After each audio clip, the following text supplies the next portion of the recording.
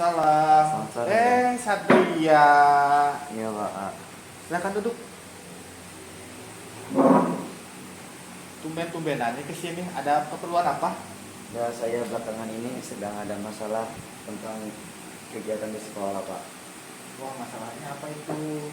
Mulai dari saya ada rasa malas, mungkin ada dari efek dari lingkungan sekitar atau dari manapun itu Pak. Ini baru pulang sekolah. Iya. Waduh, rajin banget ini ya. Iya. Oke.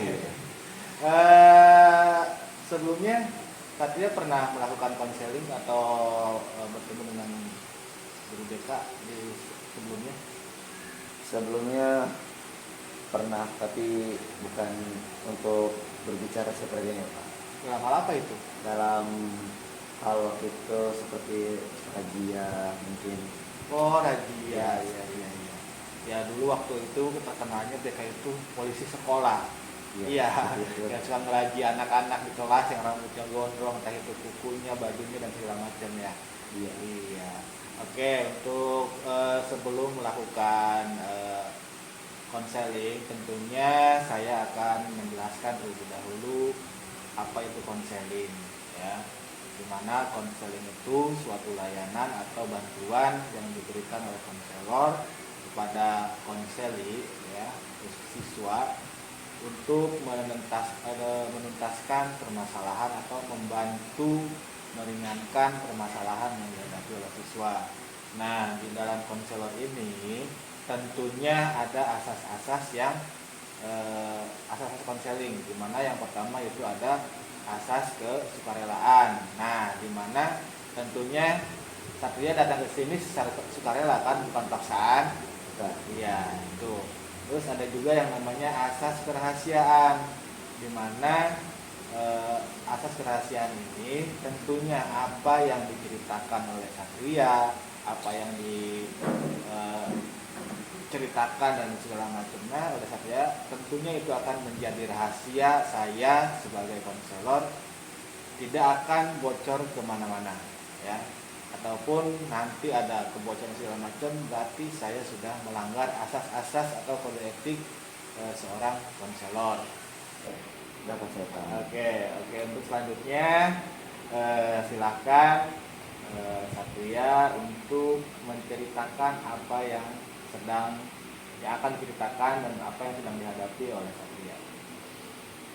Mungkin saya belakangan ini tuh jika ingin melakukan sekolah tuh seperti ada kemauan dan tidak ada kemauannya untuk pergi ke sekolah. Ya karena mungkin dari lingkungan sekitarnya yang seperti itu, terkadang yang kita salah sedikit dibully gitu kan, kita kata-katain dengan teman-teman yang lain, dan saya merasa tertekan dalam hal itu. Terlebih apalagi semisal ada kata ledek-ledekan di sama-sama dengan ini yang itu, kan saya tidak suka jika diperlakukan seperti itu. Mungkin kurang sepertinya seperti itu Pak gambaran. Oh, jadi saya simpulkan yang pertama untuk masalah belajar, gitu kan. Mungkin Satria kurang motivasi belajar, ditambah mungkin banyak kegiatan dan segala macamnya, dan juga ada seringnya ada kasus pembulian. Satria itu korban apa pelaku ini? Kalau saya jadi korban. Ya.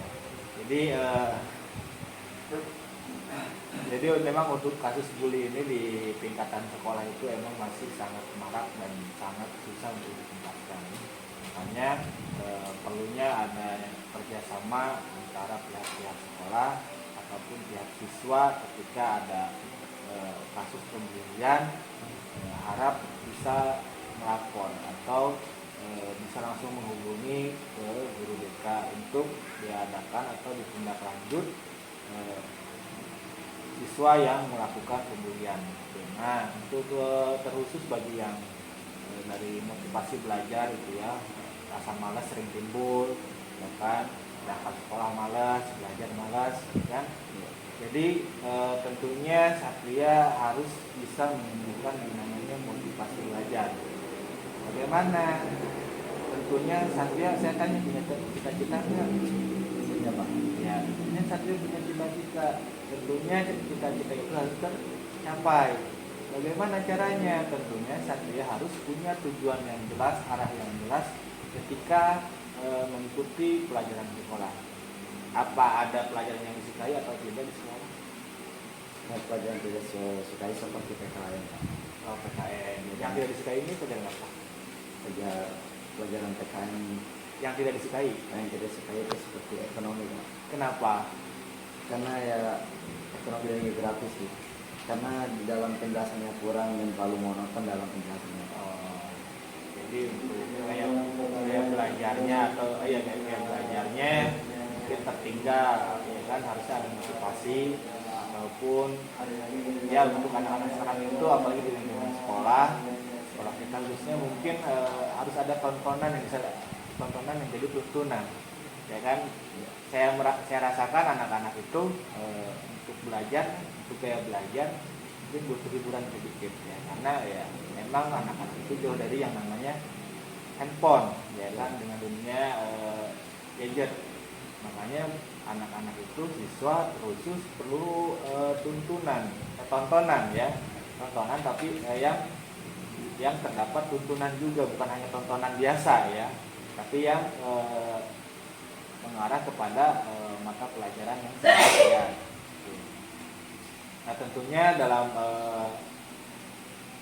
motivasi belajar itu Satria ya itu harus punya tujuan yang jelas. Dimana ketika kamu mempunyai tujuan yang jelas, ketika timbul rasa malas, kamu pasti akan mengingat, oh tujuan saya mau ngapain belajar itu untuk apa? Cita-cita saya apa? Saya harus kejar. Mungkin ada salah satu menurut saya tidak ada di dalam pemikiran kamu seperti itu. Tidak adanya motivasi untuk tujuan apa untuk belajar itu, ya kan? Bagaimana kedepannya kita mau ngapain dan segala macam. Nah tentunya mulai dari sekarang Satria harus punya yang namanya motivasi belajar, tujuan belajar itu untuk apa kita ke depannya. Ketika kita nggak punya motivasi ya, ketika timbul malas ya udah malas aja. Nggak ingat apa ya udah malas, ngapain kita belajar? Nggak punya tujuan. Ya, ketika orang yang punya tujuan pasti tentunya akan belajar itu akan semangat, tidak akan namanya malas dan segala macam. Iya, Ya, seperti itu. ya kan. Nah untuk kasus pembulian biasanya emang sangat marah, khusus paling banyak dirasakan itu yang namanya pembulian verbal dengan ucapan atau kata-kata. Ya, yang dirasakan pembulian seperti apa? Ya, pembulian yang sifat verbal Pak. Oh yang itu yang sering diledek, Iya. dengan kata-kata yang kasar segala macam. Ya, itu makanya ketika ada kasus seperti itu tentunya guru BK mengharapkan adanya kerjasama antar siswa ataupun ada laporan dari siswa terkait tentang kasus pembulian. Kenapa? Karena tentunya guru BK pun tetap akan mengawasi murid-muridnya, siswanya untuk supaya tidak terjadi yang namanya pembulian. Karena memang untuk kasus pembulian ini sangat marak dan susah untuk diatasi atau diselesaikan. Kenapa? Ketika sudah dilaksanakan konseling dengan siswa-siswa yang bermasalah, tapi tetap ada permasalahan seperti itu lagi, pembulian lagi. Makanya diadakanlah konseling yang namanya sebulan sekali dan segala macam untuk siswa yang bermasalah ataupun siswa yang suka membuli. Nah, tentunya Satria walaupun banyak yang membuli, jangan sampai kamu membalas ataupun kamu melakukan hal-hal negatif. Contohnya kamu marah langsung mendok orang membuli, itu jangan. Itu sama dengan kamu juga melakukan pembulian walaupun dengan niat membela diri tapi dengan langkah yang salah. Tentunya ada prosedur yang harus dilaksanakan atau dijalani ketika di sekolah. tidak ada yang namanya kekerasan walaupun itu teman yang sering meledek kamu atau membuli kamu. Nah itu untuk biasanya kamu suka belajar setelah sekolah apa ada waktu belajar atau tidak? Saya belajar hanya ada waktu belajar saja. Waktunya kapan tuh? Ya paling semisal waktu malam sebelum tidur. Waktu itu. Ya, selebihnya ya mulai apa cuma mau ulangan doang? ya semisal mengulang seperti itu. Iya. Itu ya. Gunakan waktu sebaik mungkin karena apa? Seharusnya punya yang namanya jadwal pribadi. Jadi mulai bangun, tidur, belajar itu terjadwal. Yang segini ngapain, yang segini ngapain, jam belajar jam berapa gitu kan. Jadi tidak ada waktu yang terbuang sia-sia oleh kamu ya. Makanya saya sarankan mungkin kamu harus membuat itu yang namanya jadwal sehari-hari kamu ya. Jam segini ngapain, jam 6 bangun ataupun kegiatan segala macam, malam atau sore setelah pulang sekolah ngapain, siap-siap ibadah ataupun apa, itu harus dibuat.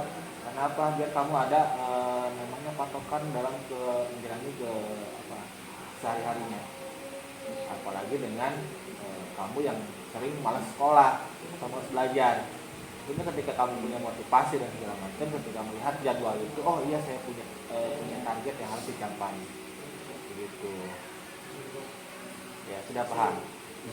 Sudah paham. Ada lagi yang mau diceritakan? Mungkin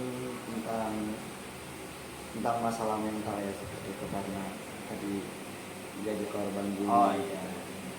Ya, yang mental pasti yang namanya korban itu akan merasakan yang namanya yang menjadi korban itu dikategorikan lemah. Lemahnya kenapa? Dia tidak bisa melawan.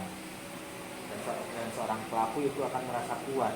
Kuatnya kenapa? Karena tidak ada yang berani melawan seorang pelakunya. Nah, untuk yang korban tentunya akan menjadi seorang siswa yang merenung, bukan menyendiri atau memisahkan diri dari teman-temannya. Nah, ini yang berat sesungguhnya, yang namanya apalagi dengan bullying yang namanya bullying verbal. Itu tentunya yang sakit bukan fisik. Kecuali emang bullying dengan fisik, itu yang sakit itu fisik. Tapi untuk bullying verbal ini pasti yang merasakan sakit itu bukan badan kita tapi hati kita. Nah, itu akan mengganggu mental atau pikiran siswa tersebut. Nah, makanya ketika ada yang namanya bullying seperti itu, saya harap kepada siswa itu untuk bisa bercerita kepada guru BK ataupun berkonsultasi dengan guru BK. Kenapa? Untuk kepentingan atau pencatatan siapa saja siswa yang sering membuli atau sedang membuli. Makanya untuk masalah mental sangat krusial, apalagi di rentan usia yang masih muda ataupun pelajar. Itu akan menjadi seorang siswa yang merenung, menjauh dari teman, ya, ataupun dia suka menyendiri, di pojokan segala macam. Itu yang sangat dikhawatirkan oleh pihak sekolah. Makanya diperlukannya kerjasama antara pihak sekolah, kepala sekolah, BK dan juga tentunya siswanya tersebut untuk saling berkoordinasi ketika ada kasus pembulian. Begitu. Ada kasus lain seperti mungkin ada kasus lain seperti pembulian ini ada. Mungkin kurang lebih seperti itu, karena itu seperti merasa terlalu ada yang mengganjal itu dalam kehidupan saya untuk menjadi sehari-hari, karena ya dari seperti itulah jadi korban bullyingnya, dan mental pun jadi down. Ya, itu mental. Yang pertama optimis untuk kesana kesini, untuk melangkah kesana sini, jadi stuck karena berpikir yang terlalu berlebihan. Dan disitu juga belum sempat berbicara itu belum sempat berkomunikasi dengan si pelaku yang di, karena mungkin untuk komunikasi dengan pelaku mungkin beda cerita nantinya. Katanya kalau dihampiri lagi bukan komunikasi, nanti nambah dibully lagi. Ya itu makanya emang perlunya mental dan segala macam, tidak semangat. mempengaruhi yang namanya semangat belajar dan terpengaruh gara-gara apa, gara-gara perkuliahan itu. Makanya memang benar mental itu harus kuat, ditambah juga ketika emang semangat kita turun dan malam, tetap kita harus ingat lagi apa tujuan kita sekolah belajar itu, ya kan? Apa tujuan kita apa. Nah itu akan menjadi tolak ukur kembali untuk kembali semangat lagi. Nah, sampai ketika sudah down, udah kita nggak punya semangat yang segala macam, tapi kita punya tujuan, ya, punya patokan untuk apa kita ke depan. Nah itu sangat penting buat seorang siswa untuk mempunyai tujuan. Tujuan apa? Tujuan kedepannya kita mau seperti apa. Kenapa? Itu akan mempengaruhi namanya proses belajar dan juga proses penyemangatan ataupun penjadwalan kita nanti, proses adaptasi ataupun motivasi belajar itu. Ya, gimana? Ya mungkin alhamdulillahnya penak-penak yang ada dalam diri saya sekarang sudah agak lega karena sudah bisa bersaing gitu.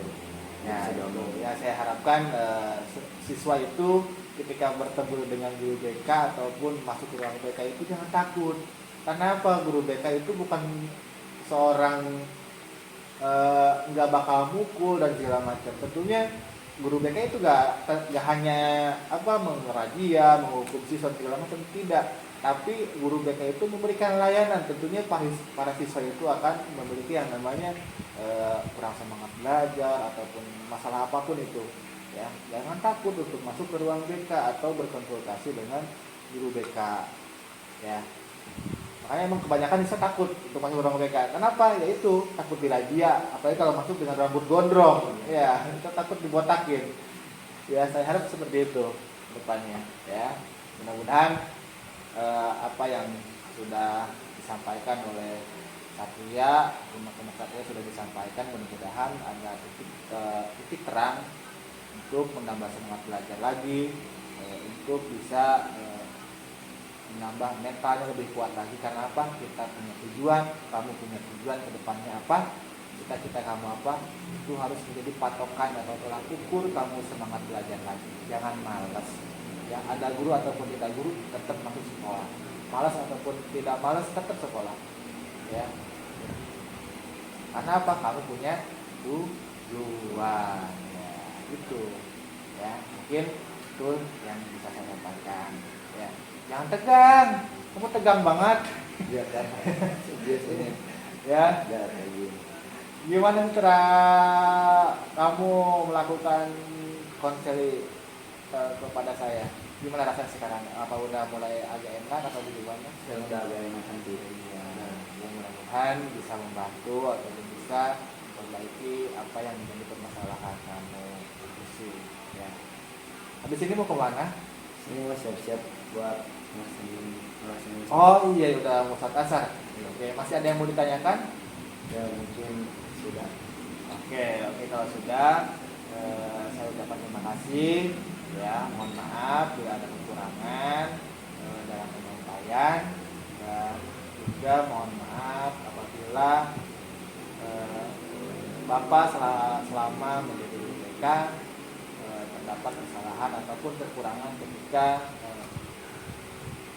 mengikuti kegiatan ataupun mengawasi masalah-masalah siswa di sekolah kita. Ya, mudah-mudahan Satria semangat lagi belajarnya, ya, jangan menyerah. Walaupun ada yang ngebully, tetap kita tunjukkan kepada orang-orang yang ngebully itu bahwa saya bisa,